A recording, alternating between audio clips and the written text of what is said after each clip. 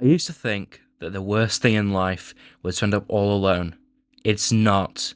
The worst thing in life is to end up with people who make you feel all alone. Robin Williams.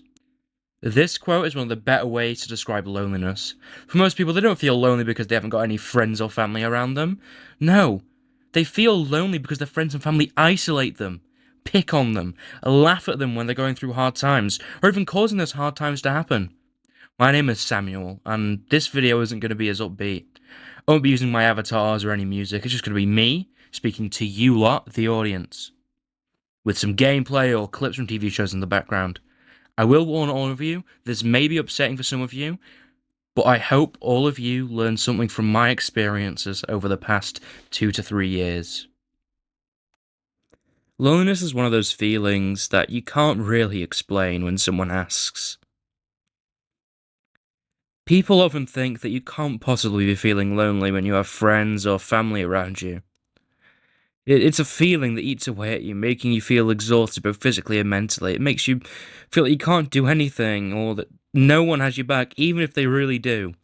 It's debilitating, and it makes you second guess everything in your life, including everything that you do, whether you're doing it wrong. Which is why I'm making this video, to hopefully give you some insight into what it does to a person.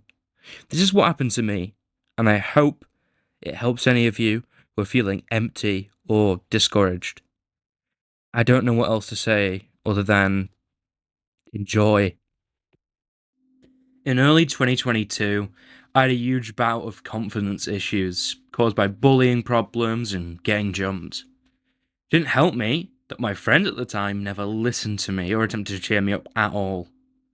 This led to me not speaking as often and generally becoming quieter.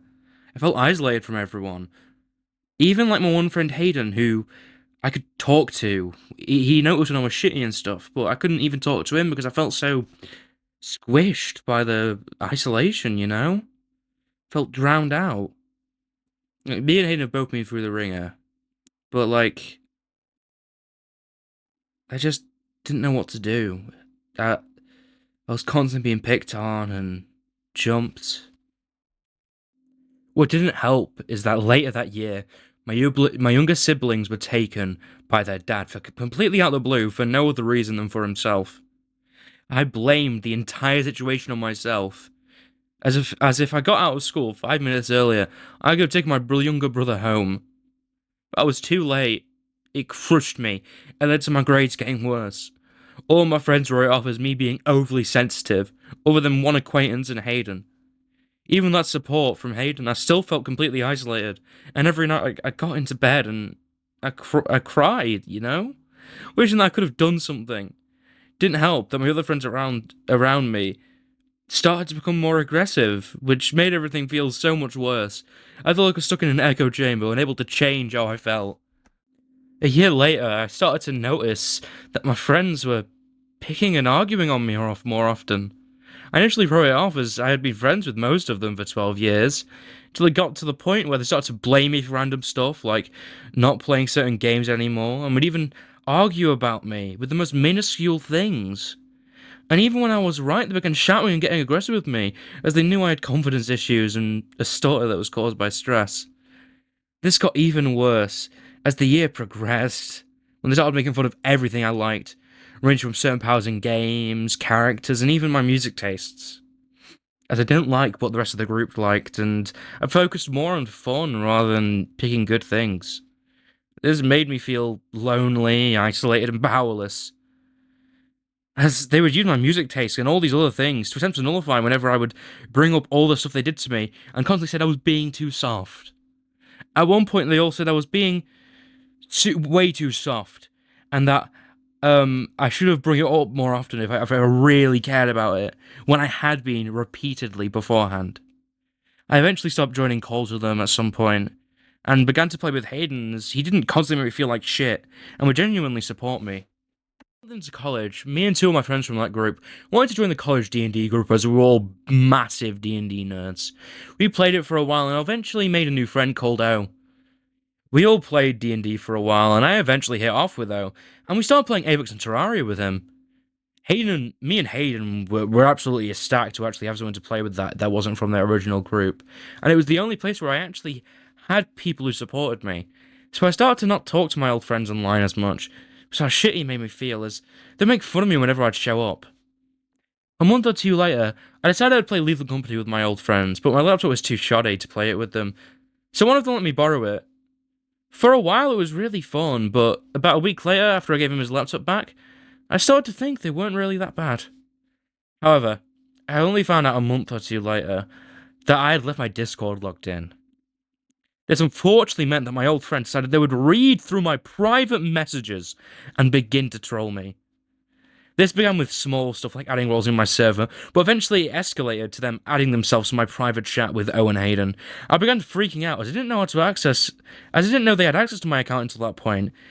And at the time I was in a call with Owen Hayden, I immediately began freaking out even more as they added himself to O's private Discord chat with his friends who I got along with. I changed my passwords on everything I used, like Discord, Twitch, YouTube, and Steam, and blocked them.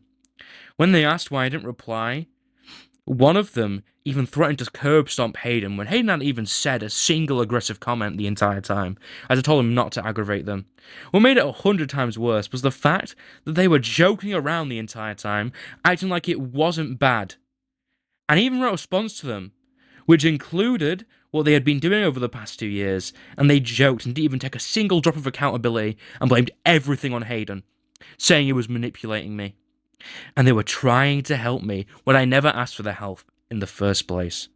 I inevitably made a theatre goodbye that says "that's all folks" with two of their faces on it, which in theatre lingo means it's been fun, but I'm gonna leave now because I prefer my mental health, please. They took it as a threat, and I cut them off immediately because they started getting really aggressive and bullying me. What is worse is that throughout the entire situation, they tried to manipulate me and Hayden in different ways, like threatening me with different things. After this, I was left in complete mental shock. My friends, who I'd been friends with for 12 years, would do all this stuff to me. It was so weird, and I was completely, bewildered. I had frequent mental breakdowns after that, and I eventually tried to game end myself. I felt completely isolated, cut off, and most importantly, useless. I didn't even know what to do at that point because I lost all my friends. That was eventually until I started talking to O's best friends more frequently and started to get happier. Hayden even offered to be someone I can talk to if I'm ever feeling shitty or if anything ever happens again. I just want you all to know that there's always a light at the end of the tunnel. Don't give up, and know that everyone has the capacity to be great. I love you all, stay spiffy, and have a good one. Bye.